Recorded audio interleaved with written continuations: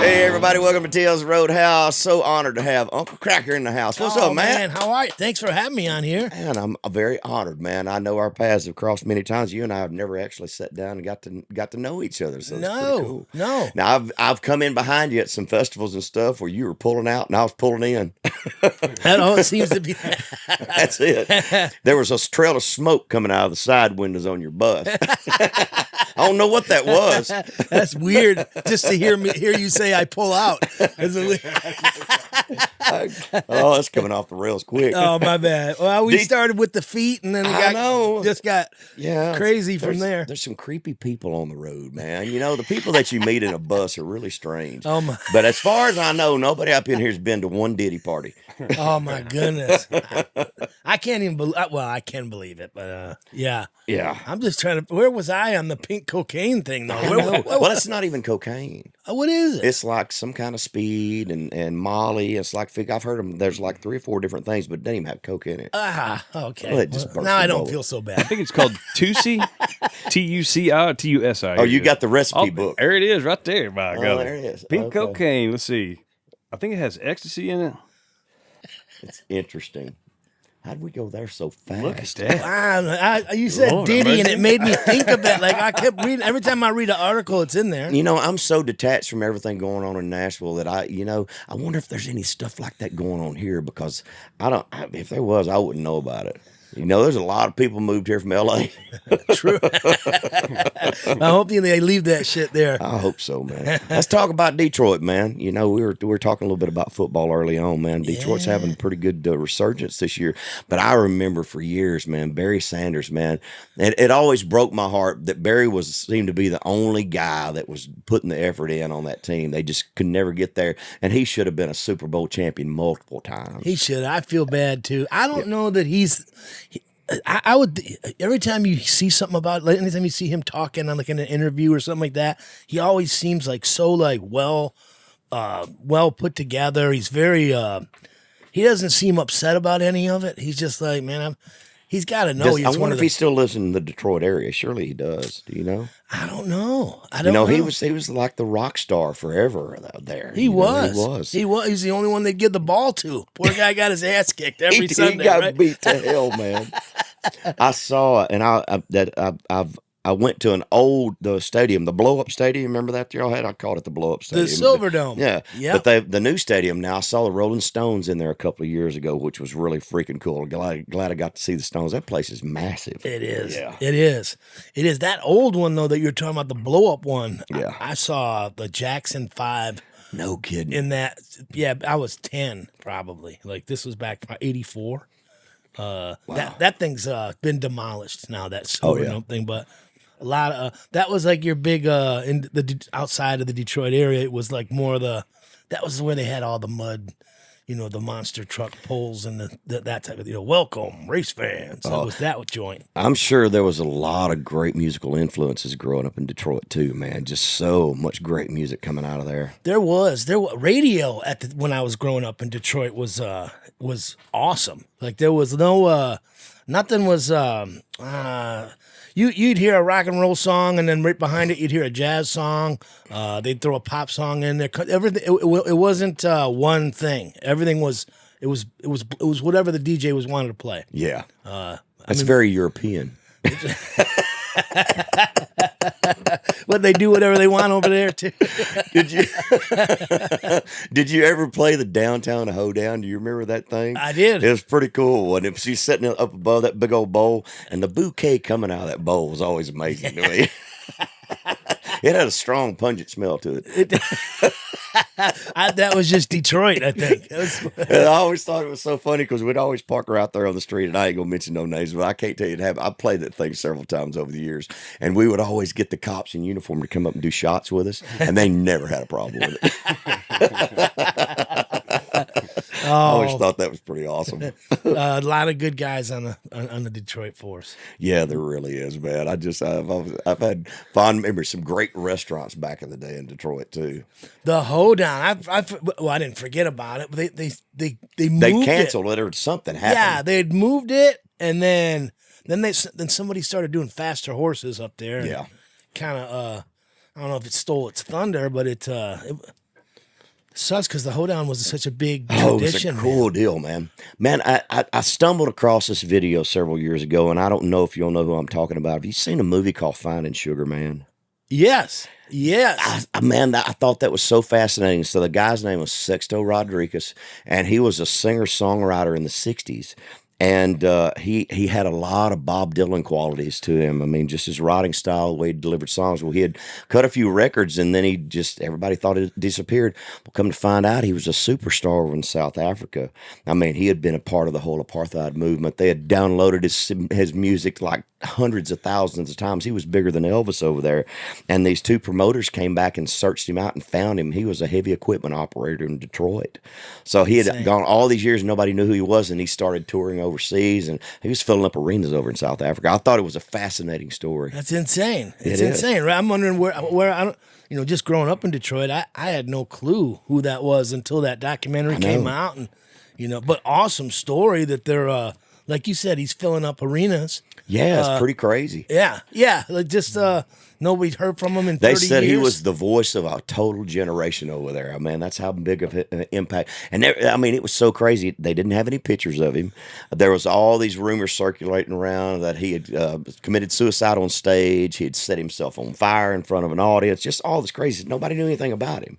It was just because all they'd done is just reburn these copies of that album over and over and over again. The cool part about all of that is just thinking about the power of music. Like people remembered him from that long ago, and here I love it for him. I just think like all them years and people still remember. I'm up over. I can't catch two dogs fucking up here. This guy comes back from the dead. 40 years he's selling out the fucking Astrodome, right? Of Africa. Yeah, just the power of freaking music, man. Right. It is. Yeah. You've left your indelible mark on the music industry, man. You've had some big impact records over the years. I've been lucky a couple times for sure. I've been really lucky, and I thank my lucky stars, like that some things worked when they did, and always worked at the weird times, like when you didn't expect it to work, it worked. Yeah. I was reading a little bit of your journey. I didn't realize that you had such parallel ties with Kid Rock and a lot of the stuff there, too. Give me a little bit of your journey, man. When because you started spinning turntables and stuff at what age? I was young. I had my first record deal at 15. No kidding. Yeah, some janky label out of Detroit signed me, and Kid Rock and I were best friends.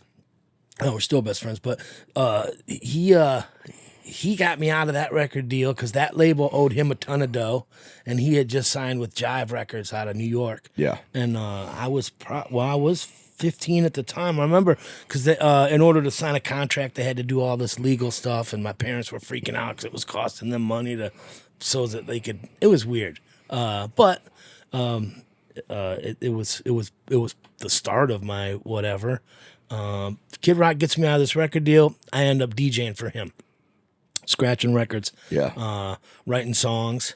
We started going on tour, and we had his first album on Atlantic Records was like, oh man, it was funny because it was like he had signed this deal, and he was looking for like some big game changing shit. Like I remember sitting down in the basement with this shifty club in New York City with these record label people, and they were trying to sign Kid Rock, and they were like, well, what do you want? And he was like, well, I want you to shut Disneyland down for me and my family. That's what I want.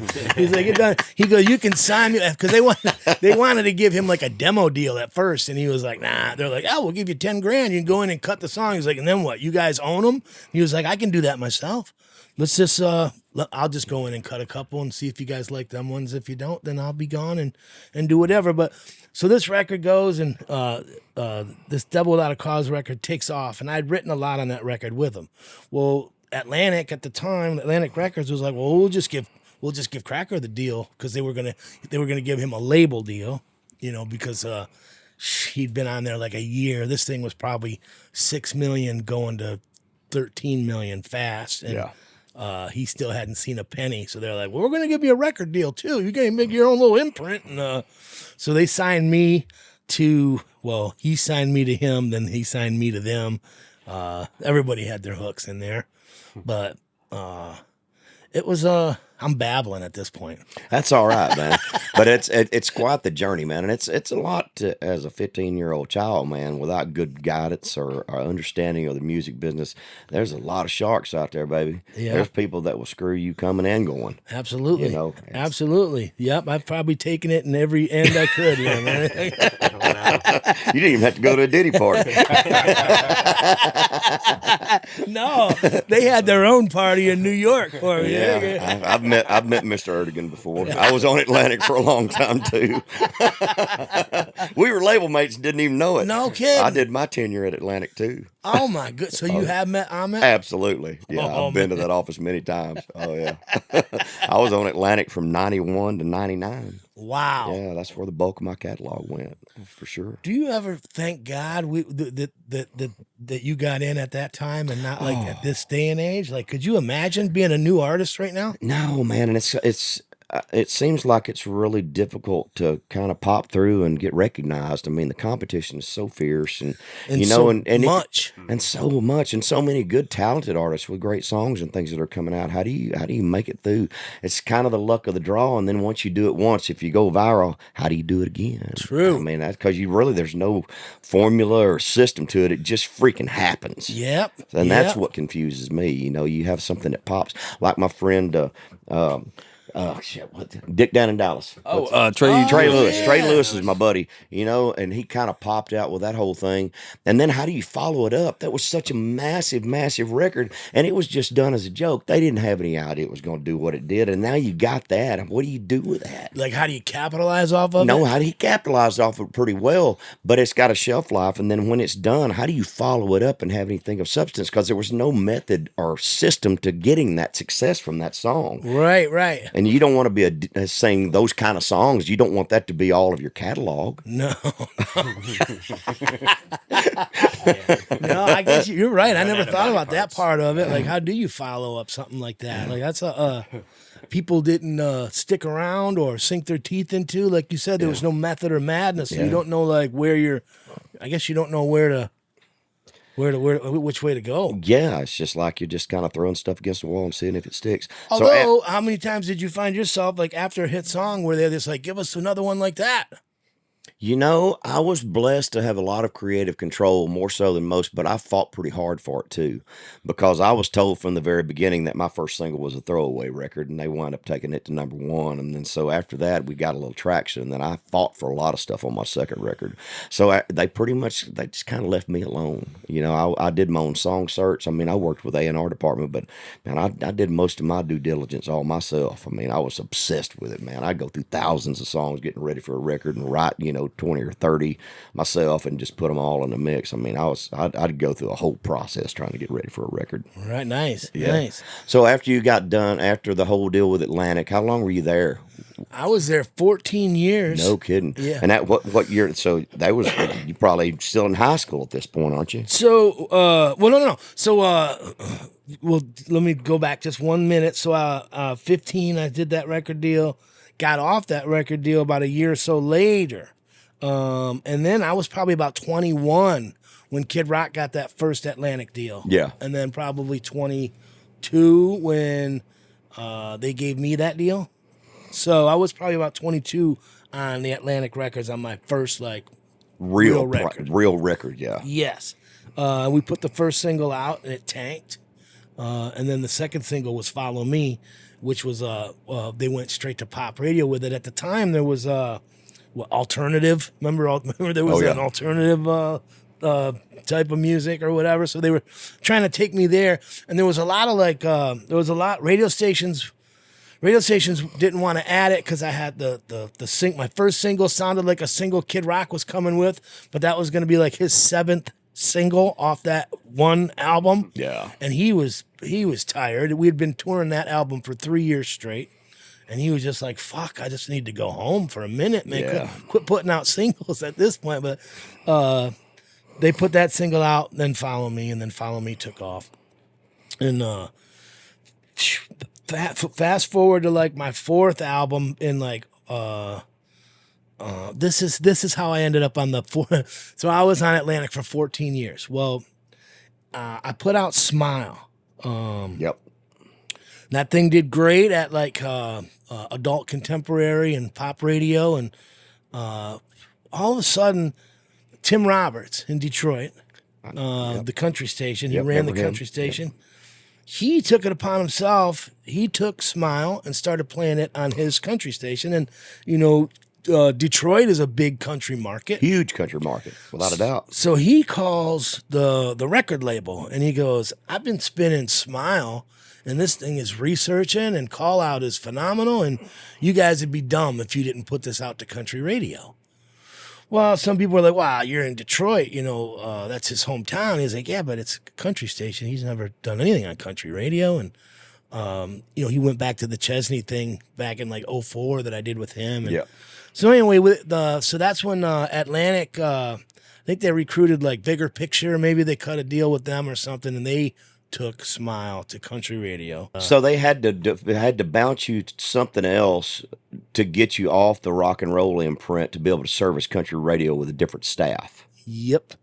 So that leads, let's talk about this, because I've never been in a situation where I could ask somebody this question that's seen the industry from both sides, from the rock side and the country side. How different are the format structures from one to the other? As far as working radio, give me some comparison contrast to the different scenarios. So the only thing different is the music. That's it. If you even want to consider that. Radio's still got the same mentality. You're still going out there and flogging, playing acoustic guitar and doing station visits and all this kiss-ass shit. And promos and meet and greets.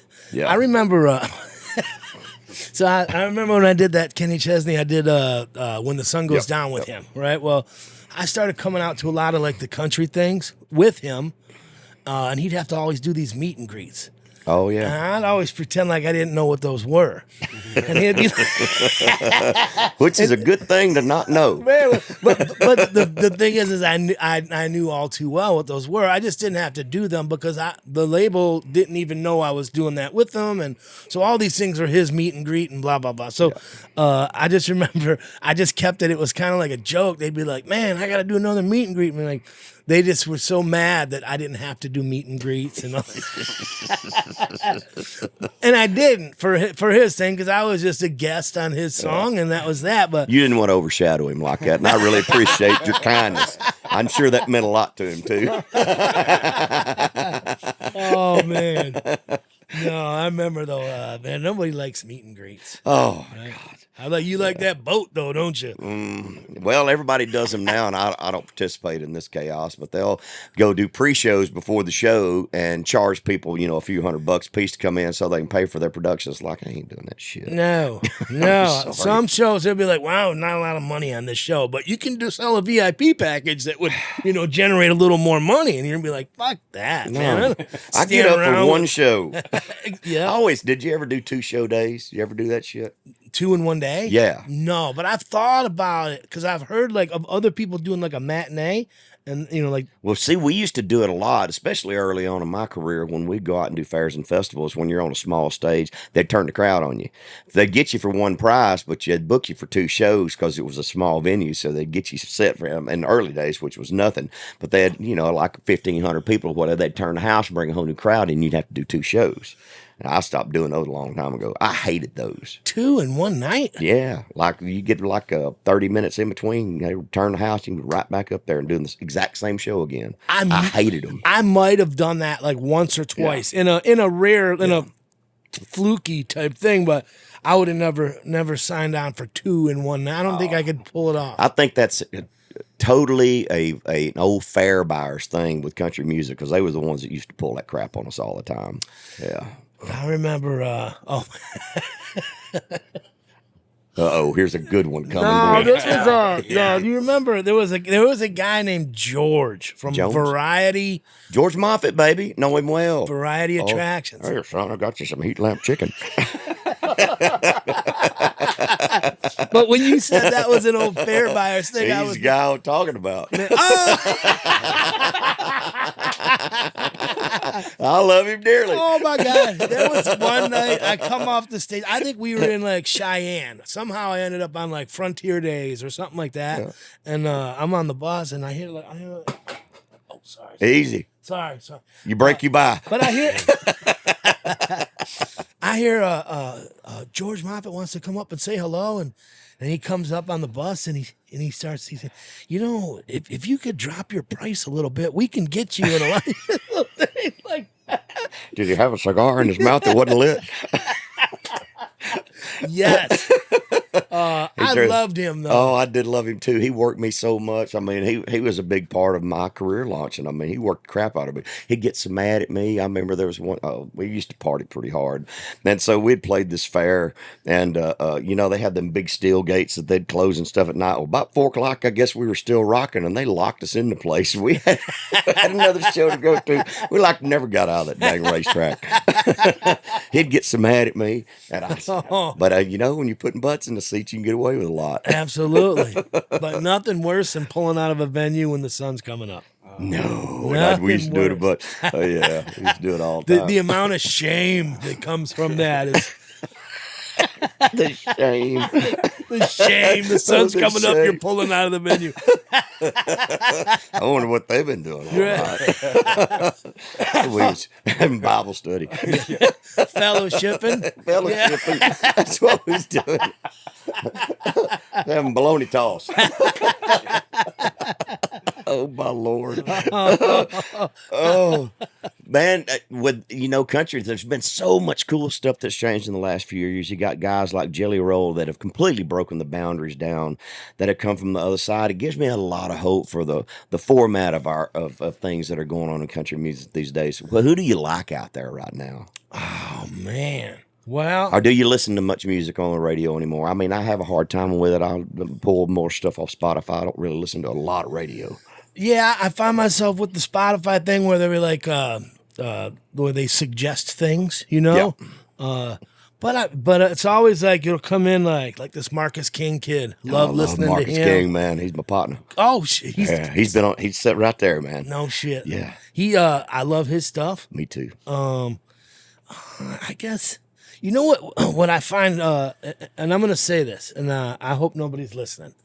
I like, and I want to word this, and I mean this like I hope nobody's listening, but Zach Bryan, you been listening to him? Oh yeah. That's something in the Orange song always grabbed me. I love that song, and what I like about him is like I'll see. Like the stuff I like best from him is stuff that I can't even find. Like it's almost, and I don't know if everybody does this, if this is a younger generation thing, like where he'll be on YouTube and he'll sing like one verse of a song and then that'll be it. I'll be like, well, that was sweet, right?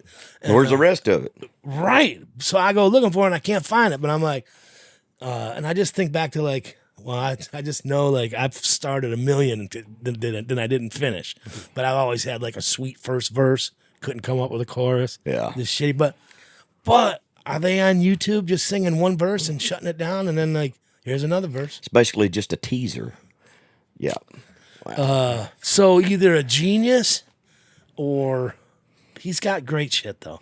I like him. Yeah, there's just a lot of, and I think there's a huge bit of traditional country that's swinging back right now. I mean, did you have some country influences when you were a kid, or were you completely pop and R&B and everything? I mean, what were your influences? My mom was all AM 70s, and my dad was straight Motown, and if it wasn't Motown, it was George Jones, Patsy Cline, or Conway Twitty. Gotcha. That was it. Maybe as I got older, my dad, you'd catch him listening to Reba. He liked some of the older stuff, but it was those three always blaring from the garage, like late night. Did that permeate your musical senses at all? No, I remember being a kid and being like, turn that off. The same way they would be like, it was almost like a... Well, it's like, you're fighting against your parents. Yeah, we don't like that, you know, and it would be like, the country station in Detroit when I was a kid was WWWW. Oh, yeah. And in fact, Howard Stern used to be on it, like when I was young, on the country station. Before he was Howard Stern, I think.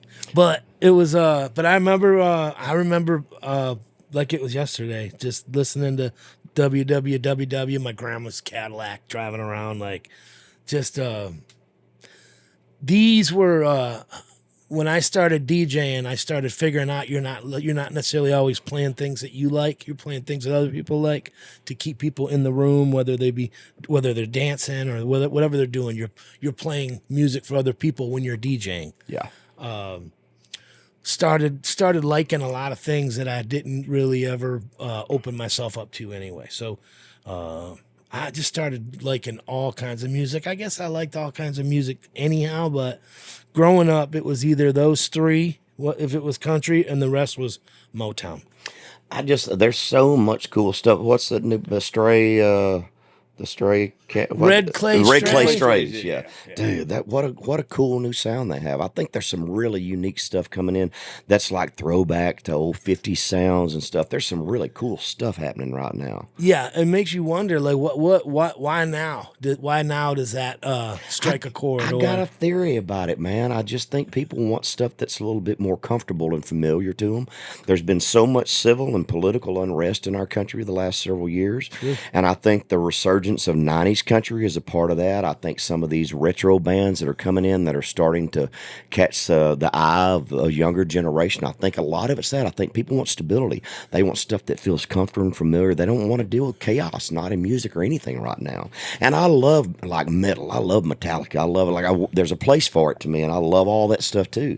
But I think the country's kind of in a different place right now. Yeah, I think you're That's right. just kind of my own personal opinion, though. No, I think you're right. I think there's been an abundance of music that didn't necessarily sound like music anyhow, in traditional shape, I guess, right? Yeah.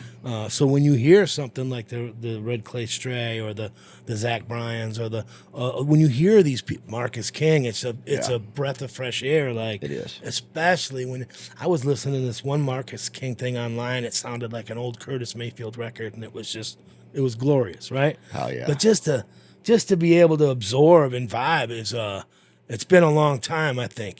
People, especially this last, like, I don't know, maybe these last 10 years, nobody's writing anything that's changing the world. You know what I mean? These fucking, I don't want to go on a rant. Don't go on a rant. It's all right. My point was this: in the last 10 years, you just don't. No one's really moving any mountains, right, with songs. But it's nice to see people. It feels good. You said something a while ago about, and I'll kind of put a caption on it, about learning to read the room as a DJ, a little kind of learning. I think, as an artist, I think that's just as important with your stage presentation when you get on stage, about how you put your set list together. And I think we've been on the opposite side of everything we're talking about the positive things that are happening in music. I think I grew up in a time where I cut my teeth into bars. I learned to do 4 or 5 sets a night, which most of the people from my era did. I mean, you had to have a foundation. Now you get something to go viral on TikTok and you get 1 million followers, you got a record label knocking on your door. I don't care if you've ever done anything beyond karaoke on a stage. And I think there's a maturation process that needs to happen with any artist before you kind of get to that place. Learning how to put a show together, learning how to interact with the crowd, learning flow and all that stuff. How did that process happen for you, going from doing DJ and scratching records to being an artist and getting on that stage and being able to command a show for an hour and a half? So it was, thank God I had paid some attention behind the turntables. Yeah. Just because I had been out with Kid Rock for years. Like, we were doing probably 6-7 nights a week for the first couple years on that first album. We had toured on shittier records on shittier labels, prior to that. But just having cut my teeth with him in the band, helping put the show together, like you said, reading the room, just calling audibles, knowing when and when not to. And had I not paid any attention to any of the early Kid Rock days, I would have been completely fried. Because when they put my record out at Atlantic, now I'm doing like Leno, Letterman, instant like television. First time. That's overwhelming too, man. It was overwhelming because I went from I went from in the back to being up front, and there was a reason why I was always in the back, and it was because I liked it back then. So when they did throw me up front, I guess I had a choice, but it was either sit in the back and make back money or or sink or swim. How long did it take you to get comfortable with that? Still trying. Really? Trying. Yeah. You know, a shot or two makes it a little more comfortable. I understand, man. It is. It's a little bit scary, and the only thing that I could perceive that would be worse than that when you're just trying to figure it out is being a comedian and going out there and freaking bombing when it's nobody but you and a freaking microphone, dude. Oh, I have nightmares about that. It's terrifying to me. Back in Detroit, my neighbor was Dave Coulier, comedian. Yeah. And he would tell me stories about, you know, because they'll go into these clubs and they got to try their stuff first on people. Yeah. Like you said, like. That's Tuesday night down to Zany's here. It's open mic night. Yeah. I need to go watch some of that. Yeah, I do too. Good, man. Have you been down there? Not on Tuesday night, but I've been to Zany's probably 3-4 times. Love it. It's not a huge room, but it's just comfortable, man. It's awesome. Yeah. I gotta check that out, man. I don't know. I find myself watching a lot of comedy on like Netflix and just going through like, what's this guy got? And there's a lot of good ones out there. We had John Christ on the podcast last year, and my favorite comedian of all time was Mitch Hedberg. Oh, dude, and he's passed away from us, but guy, his timing and just the way that he approached, I mean, it just rolled out of him. He was phenomenal to me. There's some really great guys out there. Do you remember a guy, Bill Hicks? Do you remember that guy? I remember Bill Hicks. Probably Was he SNL? No.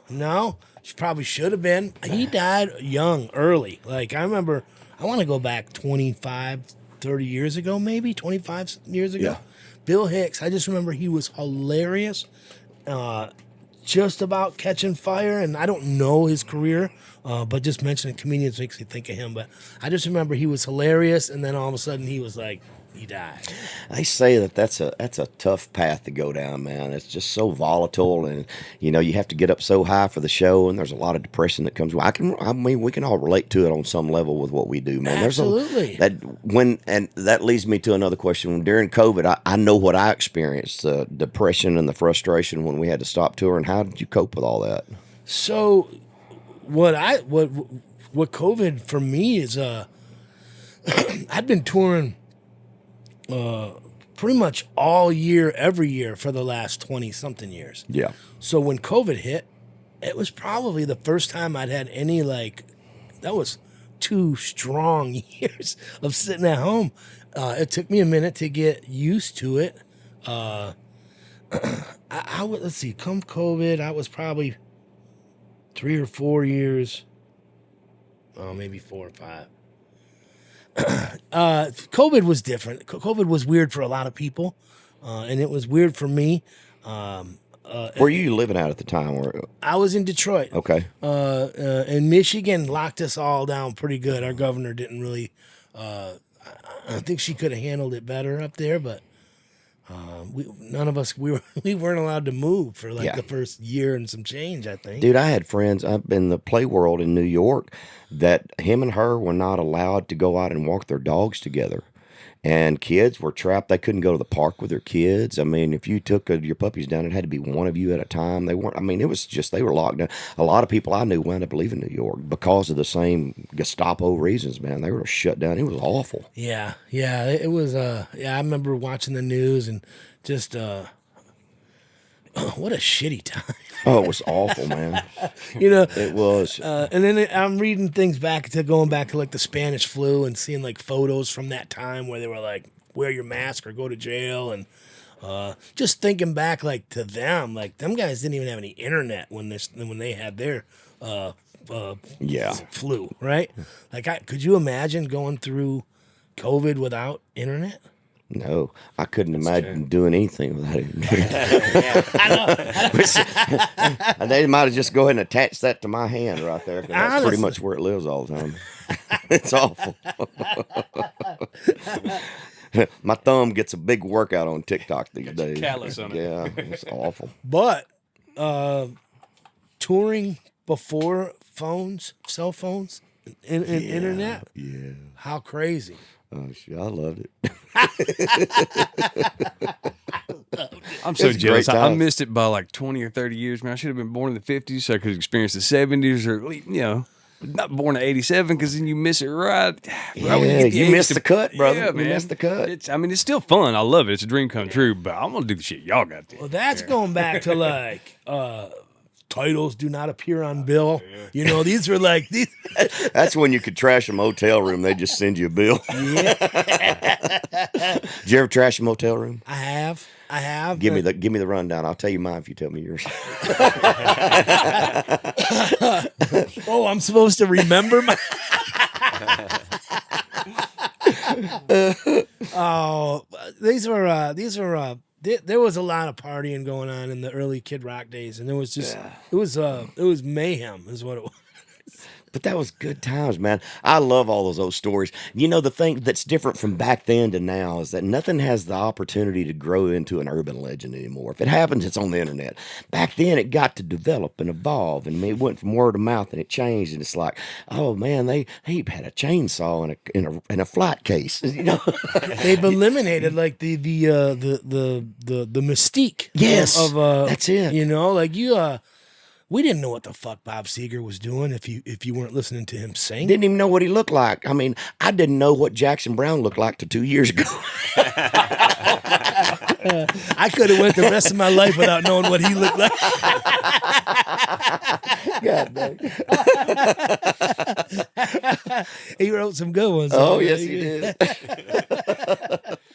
It's just amazing. You know, things used to kind of get their own mystique, and it developed and it evolved, and it just kind of spread around the country. I thought that was a big part of when I was growing up and loving music and artists. That was part of it. Like, you know, when you saw them, you weren't watching them online for like the 8 weeks leading up to the show. There was a mystique about them and the things that they lived and the way that they lived their lives and traveling around with buses and doing all the things at the arenas. There was just something really cool about that whole mystique. Yeah. Yep. When I was 18 and Hank Jr. walked on stage, you were like, look at this motherfucker. Mm-hmm. Wow. It was like, there was this, it was well, he has an aura anyway. Whether there's an internet or not, he's got an aura. But pre-internet stuff, watching him come on stage was like the best thing that could ever happen. Yeah, you know what I mean? It was just that mystique. But the era that we grew up in too, I remember anticipating the next album from my favorite artist coming out, and waiting, and then going to the record store and getting your hands on it. I wanted to read everything. I wanted to read everything. I wanted everybody that played on it. I wanted to know everybody that was involved in it. I wanted to study and detail the artwork on the album packaging. Everything was relevant to me. Same. Just remember loving that's how you found. That's how. Well, in the rap world too, when I was a kid listening to rap records, there was only a few good rap labels. So if it was like Def Jam, Red, Tommy Boy, like if they didn't have these, if these record labels weren't putting out these rap records, it was junk. So like it was, you read the back, you seen who produced it, you same as you did with other records, like who's Barry Beckett? You know what I mean? Yeah. You're like, oh, he must have did some other great records, you know. And then you just digging through, you know, you it was a lot of research, a lot of digging and reading to find out like who else might be good too. You know, it was Yeah, and I don't think a lot of people, at least I didn't realize back then, you know, once you get in the music business and you get a behind the curtain look and you understand that a lot of road bands don't play on the records. There's a lot of these big acts that you thought that, you know, Richie Sambora was playing all that stuff on Bon Jovi records. He was not. Right. You know, it's like you got your A-team just like we had our A-team here in Nashville. New York and L.A. were the same way, and they were cutting records just like Motown. I mean, they had their team that went in and cut these records, and then the artists would go out and tour on those records. I mean, a lot of people, I didn't realize that as a child. I didn't know until I was probably 2 years into the first Kid Rock record. We come through Nashville and we're getting ready to play. There was wasn't there an amphitheater in Antioch? Starwood. Yeah. We were getting ready to play that, but we come into town. We come into town a day or two prior because we had a couple days off. Let's just spend them in Nashville. All right. We were staying out at. We might have been staying at Fontenelle at the time. This was 20-something years ago. Yeah. Well, anyway, we were in town early and we were looking for fun. And we ended up in some shady studio board, like a conference room of a studio. It was one of them scenarios where it was like some big broad got a lot of money, and some guy was conned her into starting a record label and a studio. Such a classic scenario here, right? Oh yeah. So here we are in this conference room. It's probably 2 or 3 o'clock in the morning. It's this big conference room. There's probably a mountain of blow in the center of it. And these guys are all around this table, like just passing this guitar around. I didn't know people didn't write their own songs. So I was like, what are these guys doing here, man? And everybody, I was sitting there. It was like I said, there was a lot going on at the time. They were like pitching songs to me and Kid Rock in this room, right? And I'm looking at Bob, Kid Rock, and I'm like, what the fuck is going on here? Right? Why do they do it when you're taking a piss at a urinal? Hey, let me sing the first chorus of this song for you. Sorry, go ahead. I didn't know what was happening, man. But that was when I found out that was actually a thing. You know, those are some of the differences between the rock and pop world compared to country. I mean, the world that I came up in, we spent months writing songs and looking for outside songs and putting. By the time I got in the studio, I mean, I would have everything down to the sequence of the record, the tempos of the record, the keys. I knew everything. We'd go in 2 days. I cut a whole record. I mean, and be done with all the overdubs and everything, and start getting master vocals done. I mean, it's like just a few day process. That sounds productive. It is so productive. And then I got friends in the rock and roll world that would come down to Ocean Way and rent the studio for 4 months and not write a lick till they got in there. That seems so inefficient to me. That's how I did it. That's how I did it too. Like, I didn't have a record ready. It was like when it was time to make and I remember the record label would always get weird about it too, because they'd be like, well, what do you got? And I'm like, well, I ain't got nothing. We got to get in the studio. You got to crack some eggs if you want to make some omelets. Yeah, it's a whole different mentality. It is. Yeah. But that's where I went. It was like, all right, let's book that. I think we did do Ocean Way for about a month. Yeah. But that is how we did it. We sat in the studio and we made. The difference to me, and I pondered on this a lot, and it's something that I would like to try to do at some point, is you go back to arranged records like Barracuda and stuff from Heart, where there's time signature changes and multiple key changes. There's arrangement things that can happen in the process of going in and going over and over and over, but that's a whole different process about recording. I mean, that's the Aerosmith way. I mean, I've studied on a lot of stuff that they did, the way that they go in the studio. I mean, it's structural arrangements and all that stuff, man. When we go and cut country records, man, it's you're looking for a 3.5 minute, man. You're in and out, and it's a whole different deal. The first time I did a record that Keith Stegall produced, a record I put out in like 12 or 13, but it was like that. We booked like probably, I don't know, maybe 3 days out at the Castle. Yep, been there. Well, Keith wanted, he brought in guys from Alabama. He didn't want the normal thing. So he brought these cats up from Alabama, and we spent 3 days, and we cut probably 25 songs in those 3 days. But it was the most efficient way I've ever. But I had spent a while like writing these songs, and it was a new record for me. It was after Smile worked, and Atlantic was like, you got to make another record now because Smile was monstrous, and it's time to make a new record. You should do it in Nashville. And I was like, well, all right, cool, but I want Stegall to do it, just because I loved Keith. But we did it in Nashville, and then so there I was sitting with this record that we cut in Nashville, and the bigger picture thing I think fell apart with Atlantic. I think there was no more of that. So now they had no vehicle to shop this record I just made in Nashville that was a little more country leaning than I would have normally done anyhow. So that's when I bought that record back from them and was like, look, man, it's been 14 years. Like, I've given you guys pretty much everything I have. Like, let me just get out of here, man. Every record I put out at Atlantic, it was a new team every time. So you're just sitting there with a new group of people that don't know you and you don't know them. So it's almost like you're trying to sell yourself to this new regime for that year at Atlantic. Let's talk about that a little bit too, because I want young artists that are trying to figure out how to approach this thing to understand this. And this was something that took me a long time to learn about. I had spent my tenure at Atlantic. I got signed in 91. In 99, the original head of the label that signed me, who was supposedly retired, all of a sudden popped back into the picture and said, Atlantic is closing down. I was scheduled to go in and record my next album the next week. I had the studio booked, I had the players booked, I had the whole songs, everything laid out just like I always did. So my only question, they wanted to move me over to Warner Brothers. I was at the end of my deal, so they moved me over to Warner Brothers, and I got allowed to go in the studio. But what they didn't tell me is that Reprise and Giant and all these other labels in the Warner family were closing down at the same time, and they had a huge influx of people that went to Warner Brothers. I didn't have a chance to develop a relationship with the staff. I didn't know the promotion team. I didn't know the A&R team. Nobody had a vested interest in finding any song or working on any bit of that project, and they could have given a shit less about me.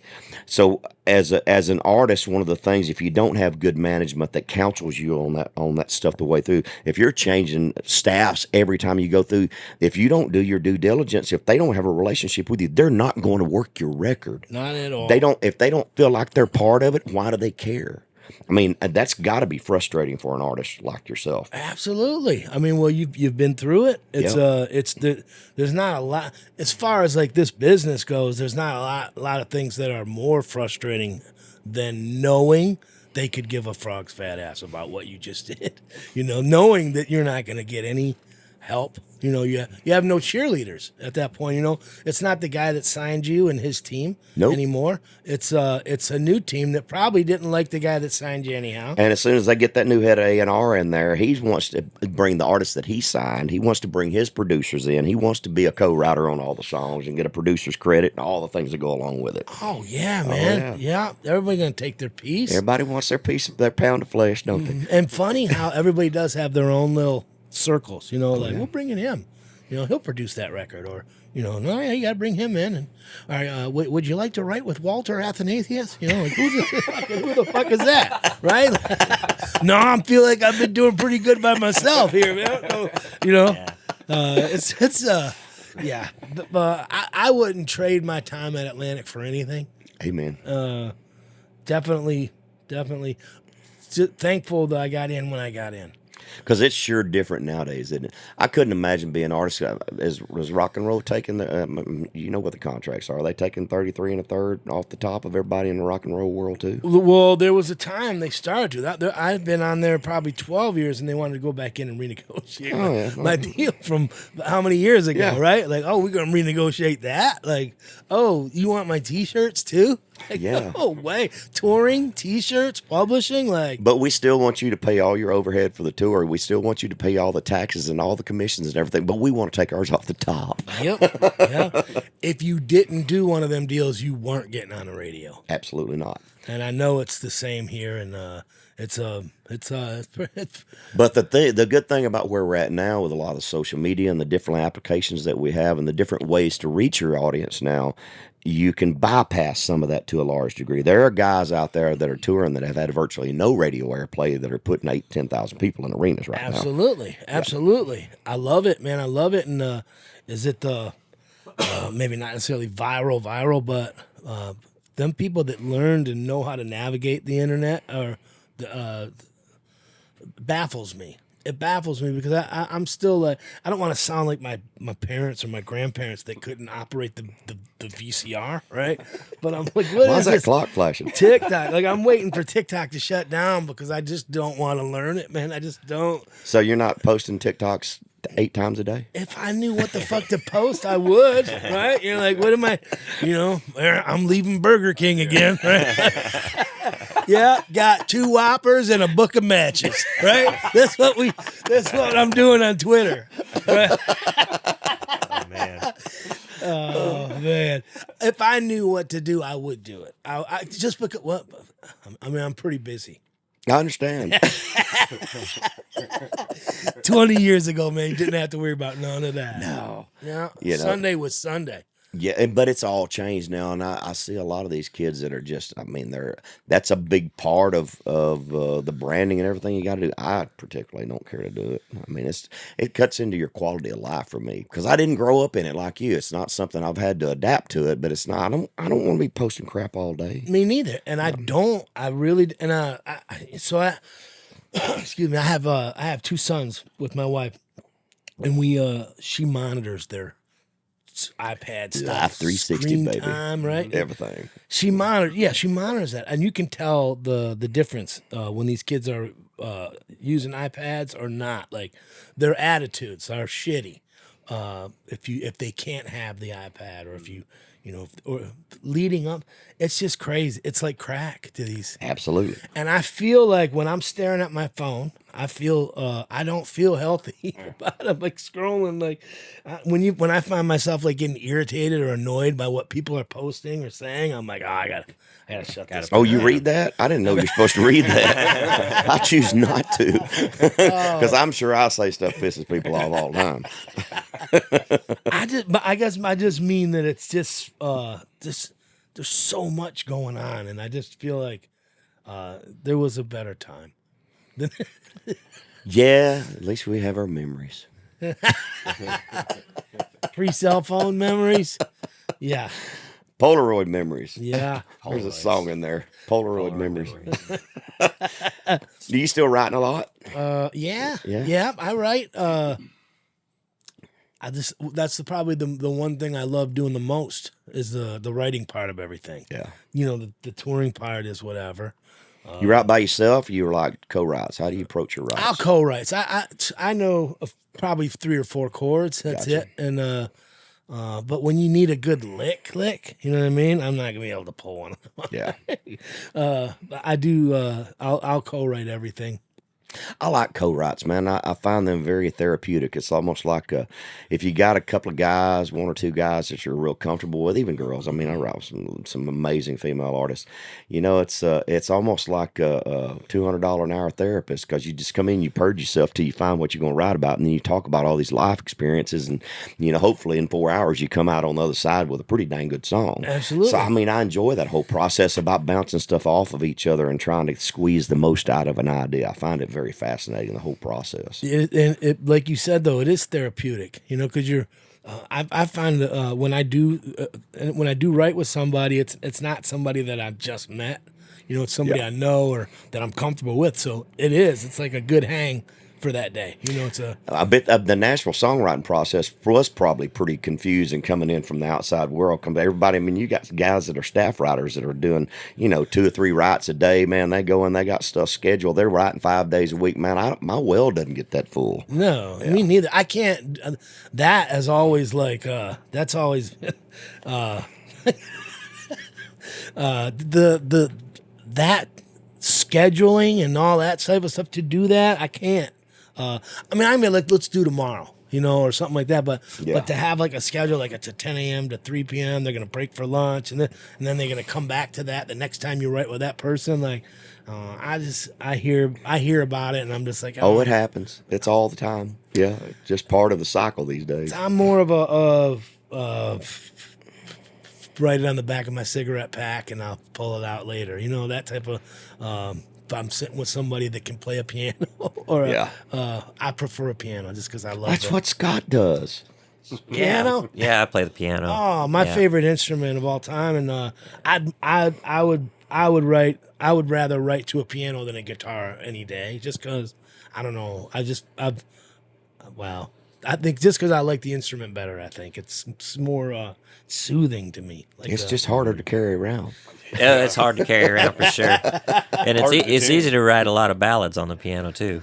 Yeah. So it's hard. I think guitar sometimes better for up tempo stuff. But do you find ballads easier than anything else? Like, you know what the hardest thing to write, like a non dumb up tempo song? Yeah, that's the true. Hardest thing to do, it's hard. Yeah, that's dumb for lack of a better word, I guess. To have substance and be up tempo is hard to do. Yeah, I mean, stripping down a rock and roll song, sometimes if you just write the lyric out, some of it really doesn't make sense. That's right. I mean, I think country lyrics are a little more thought out, man. We hammer lyrics out pretty intently in this format. That's what I always loved about country. You know what I mean? When you listen to an old Don Williams song, there's not one of them that was written wrong. You know what I mean? Like everything starts and finishes. You know, just It's good all old in a boys nice like little me. box, man. Yes, yes. And you know, and I don't know. I've learned to write different than the way I was writing when I first came to town. After understanding structure a little bit better, we pretty much always start with the chorus first. Once you get an idea, we get that chorus nailed down because you're going to repeat that thing several times, and then you back up and you start painting the picture with your verses. So there's a system to the way we approach things. Yeah. Yep, I get it. I used to go into the studio with raps and wouldn't even have a chorus, and Kid Rock would just berate. He would just annihilate me if I didn't have a chorus.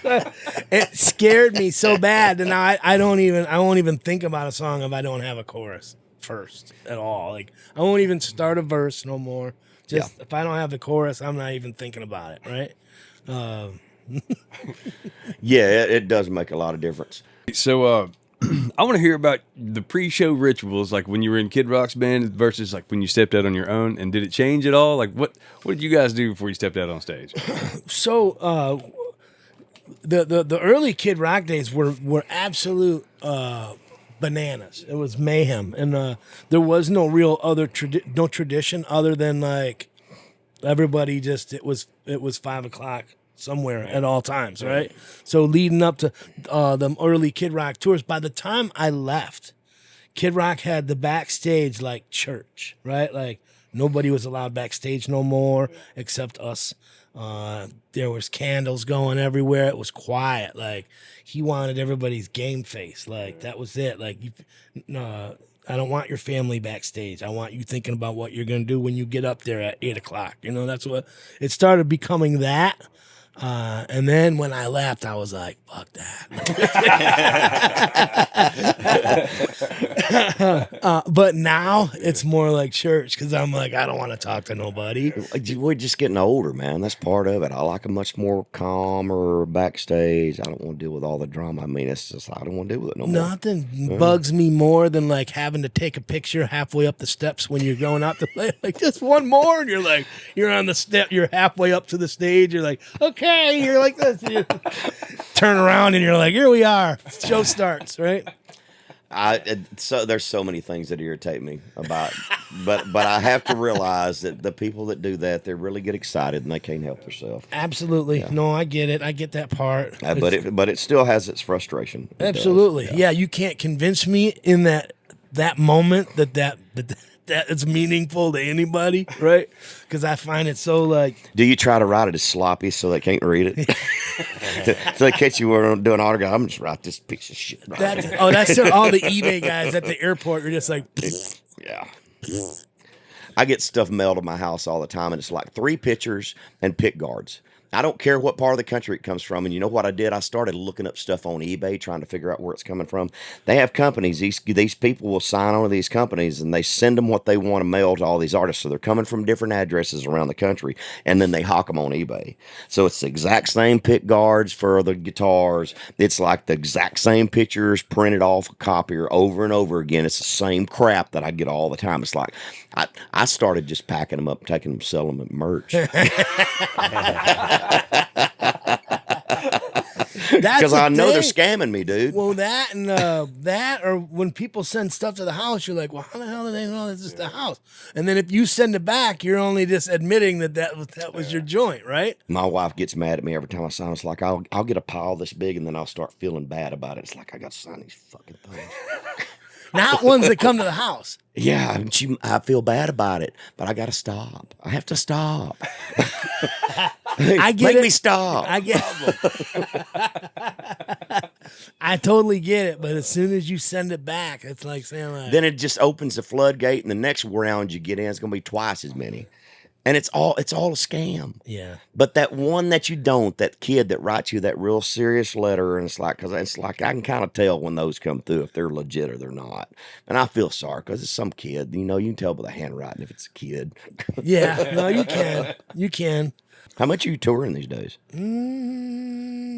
heavy in the summer and stuff, and kind of taper off? Yeah, I mean, up until COVID, I probably did 130 shows a year still, and then COVID hit for 2 years, nothing, and now I'm just, I think, gosh, at least 60 to 70 shows a year, I think. Yeah. Pick and choose a lot more these Amen. days than, and don't go out unless it's bookended and everything's, it's different now. A little bit more of a business these days.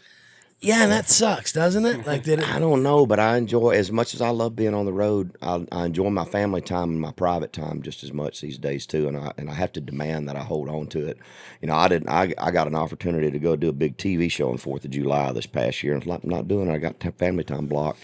And 10 years ago, I couldn't got to the plane fast enough. Right. I'm not going to do it anymore.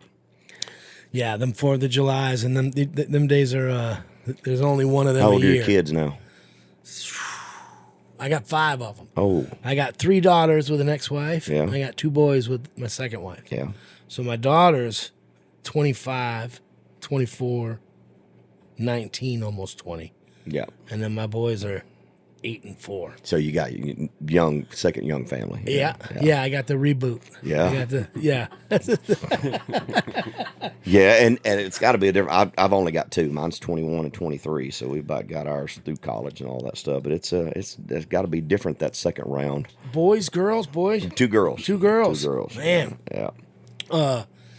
I had the 3 daughters first. Never thought a boy was in the cards at all, but they're night and day. The girls were so much easier. I feel like I had I had 3 daughters that wanted to be boys, and I got 2 boys that want to be girls. What do you do with that? You teach them how to shoot guns, take them hunting, take them fishing. That's how you fix that.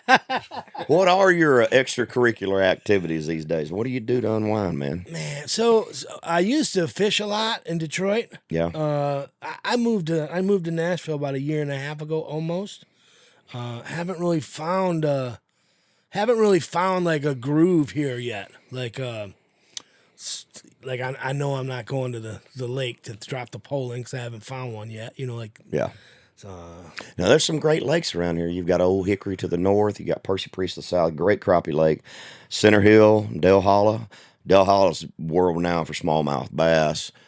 Center Hill's a really deep lake. There's a lot of quality fish in that lake too. You just got to kind of know where they're at. But there's some really great bodies of water. But you grew up on the Great Lakes. Nice. Yeah, Lake St. Clair off Detroit. Great. How do you fish? How do you fish those? I mean, it's pretty much the same concept. I mean, just bigger bodies of water, I guess. Smallmouth with a hook and a worm. That's it. No kidding. Yeah. Yeah. Yeah. Lake St. Clair was great for smallmouth bass. Lake St. Clair's not a great lake. So now there's walleye and what other things? Pike, walleye. Is that muskie up there? It's huge. Yeah. Like the muskie fishing, sturgeon, catch them at night. Yeah. But the muskie fishing is huge these days.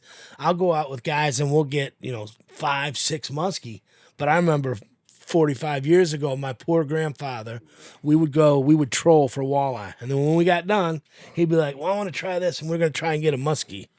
Like, he would stop fishing for walleye, and all of a sudden, he's got these other rigs going out.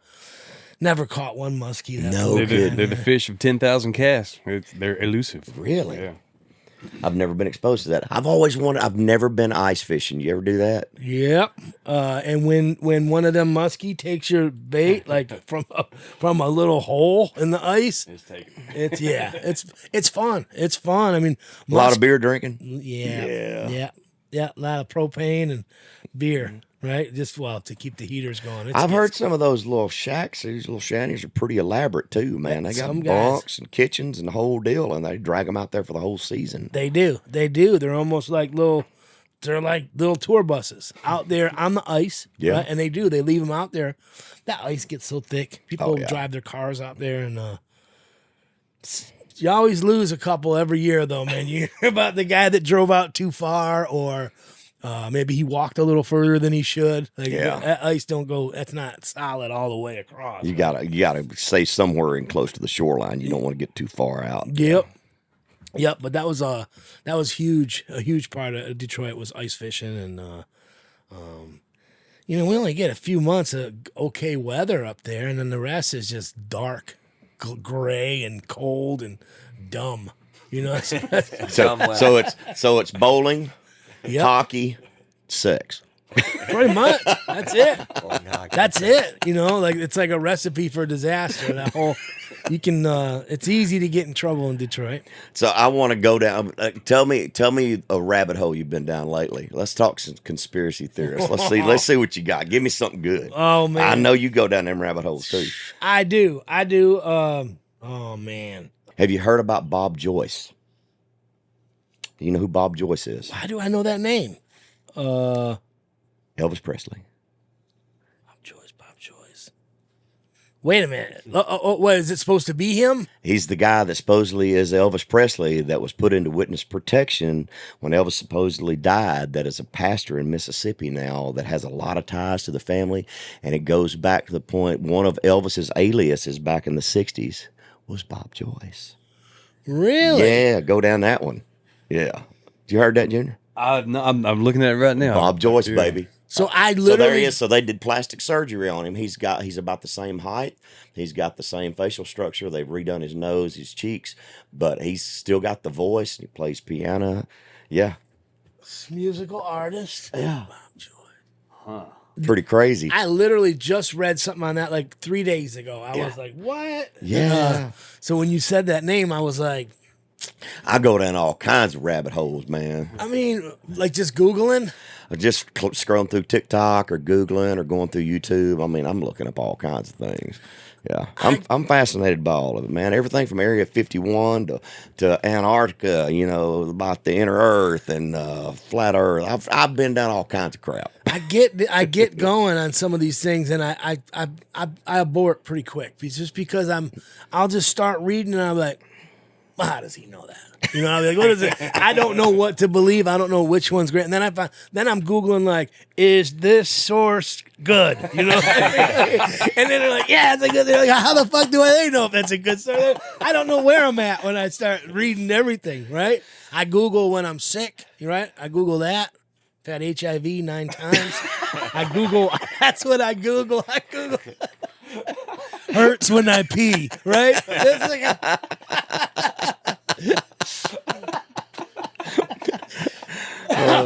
man. You put some ivermectin on it, it'll be fine. Yeah. Oh man, so I had this. Had a scare. The boys go to this school, private school.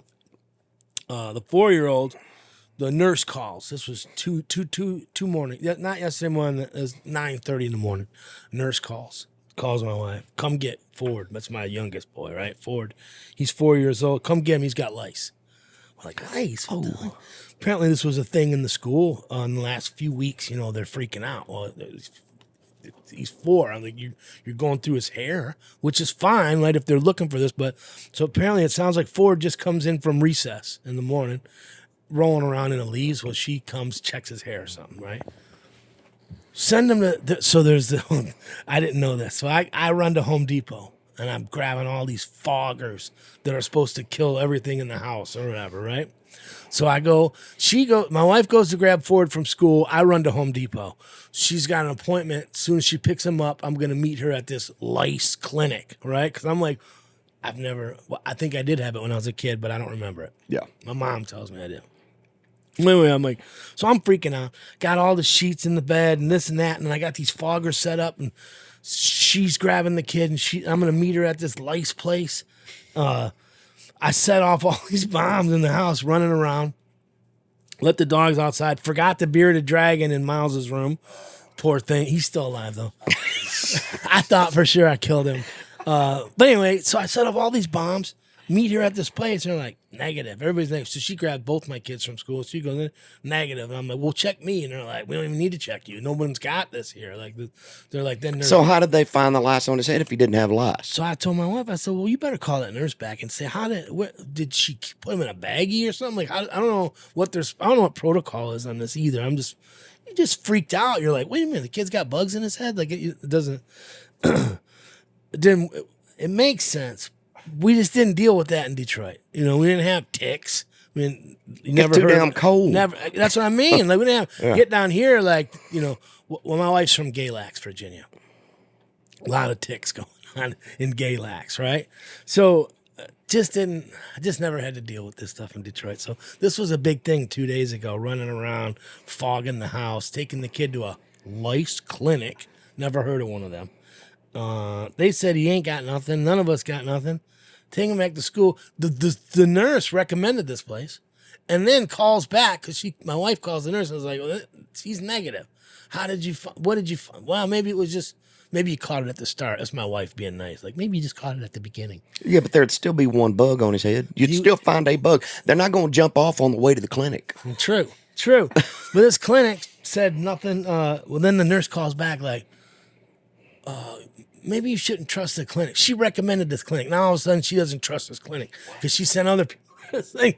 It was it's been an interesting couple days. Sounds like Very interesting. Yeah. I'm very comfortable knowing I didn't bring lice up on your bus. Well, I appreciate that. That's good to know I don't have to set one of them bombs off up in there. Oh my God, I set off so many of them bombs. I came back like 2 hours later because it said you could come back 2 hours later.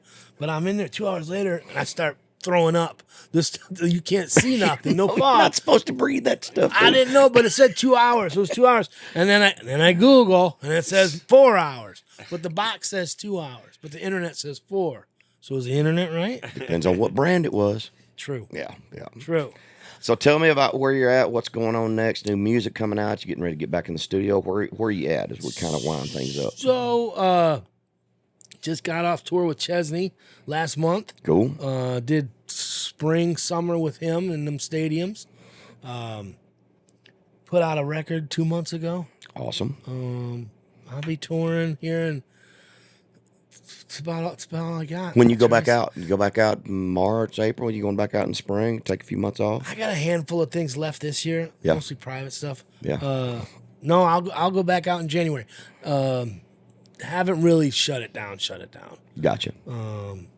Just because the spring, summer, that stadium tour was so sparse. It was like one a weekend. It was so hard to maneuver. They had me on like a 300-mile radius. It's 300 miles in 6 months they had for this stadium tour, right? Making it hard to maneuver a little bit. Yeah. Before I forget, I've been meaning to ask you this before we wrap up. Where did Uncle Kracker come from? So Kracker was a nickname growing up in Detroit. Yeah. I understand what that meant. I might have been, but growing up, I was probably the only one that didn't know what that meant.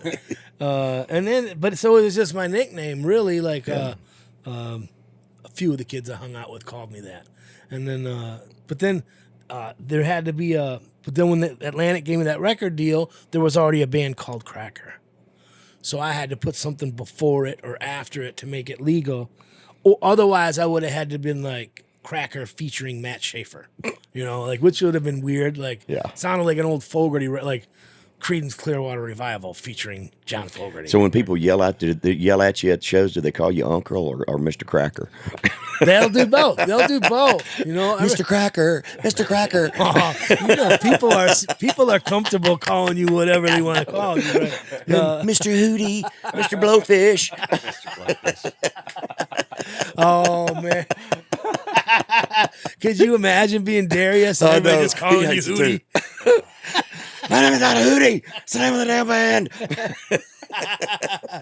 Oh, when we first got the record deal, when Kid Rock first got the Atlantic record deal, we all flew.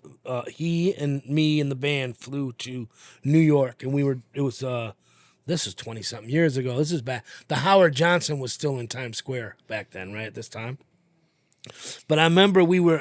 You ever heard of D Nice? He's a DJ. Used to DJ for an old rap group, Boogie Down Productions. He was anyway, he's a black guy, and it was me, Kid Rock, a couple of the band guys from Detroit. We were all white, but we walk into this Howard Johnson with D Nice in Times Square. And they were like, "That's Hootie and the Blowfish." This was 20-something years ago, but they literally thought we were Hootie and the Blowfish. They thought D Nice was Hootie. Or was it Darius? I thought it was funny. Y'all got any good questions back there, boys? Let's see. Well, I was just wondering, have you ever been the victim of an interesting prank or played a prank on somebody that comes to mind? None of them like good ones, like none of like them Ashton Kutcher ones where like you show up and everything you own is gone, you know, like how they put nothing. I put greased pigs in Kenny's stateroom one time. You And I had he was doing one of my charity shows back home, and I had all the ag girls. I had them go out and get crates of chickens, and so instead of coming up there and laying roses on the front of the stage, they go up there and they were setting live chickens. They were roosting on the drums. They were everywhere, dude. They were shitting all over the stage. It was awesome. Kenny's looking like, what the hell? Where's home? Where's home from? Southwest Arkansas, where I Okay. grew up. Yeah, I used to do a charity show back home for several years. Kenny played it for me a long time ago, man. Yeah, chickens. Yeah. So man, we've played some rowdy shows here and there. One of the craziest things I ever saw was this lady in the front row. Somebody chunked a beer bottle, blood, pouring down her face or whatever. So what's some of the craziest things you've ever seen at a show? Well, I've seen a lot of, I guess, crazy things. Like the fights and things like that break out. After show stuff. A lot of, man, it was a time to be alive back then, though, man. You could do the things you could do back then were just different than the things you can do nowadays, right? Things you could say back then were different than the things you can say nowadays. It was a different world, and I do feel like there's a lot of things where if I said them, it would probably wouldn't go over well. Like things that I thought were funny and awesome. Oh, I know. It's You can't say any of that stuff They're anymore. not funny and awesome to know. Nobody. They're still Still funny funny to us. Yeah. Still funny to us. Oh, God. Well, there was this bowling pin incident that we. Fell on it in the shower. Yeah. Got a brand new album out. Been out 2 months. Coffee and beer. Yep. So touring pretty heavy on that. Yeah. Yep. Just, the normal promo. See what happens with that. Wear that. It's so much. It's more fun to make a record nowadays, and it's different to make a record. Yeah. I just feel like the older I get, the less people that are around. So like the camaraderie that used to come along with making a record is some of them people are just not there no more. Yeah. It's Remember there was a changed. time when you couldn't wait to play the new one for one of your folks I or one of know. your peoples, and you're like, check this one out, check this. But now it's like I've let go of so many people. I'm like, listen, oh yeah, there's nobody there. You ever write one, take it home to your wife? And this breaks my heart. It upset me so bad. Come on, we're so excited about something. You play it for her, and she's going, it's okay. You ever get that? Sounds like my ex-wife. Yeah. It's like, I ain't playing you another damn thing. Oh man, I did that one time with my ex. I wrote this song, Memphis Soul Song. Pretty much wrote it about her, bring it home, played it for her. She like teared up like a little bit, but then like hit me with a divorce like 6 days later. Oh no! Didn't work, did it? No. She don't appreciate that shit, I guess. Yeah. It's all right. I can't tell you how much I've enjoyed it. It's been good to laugh with you, my friend. Man, Thank you so much. I appreciate it. So they call him Uncle Kracker, but he's actually Matt Schaefer. Pleasure, my friend. Thank you so much.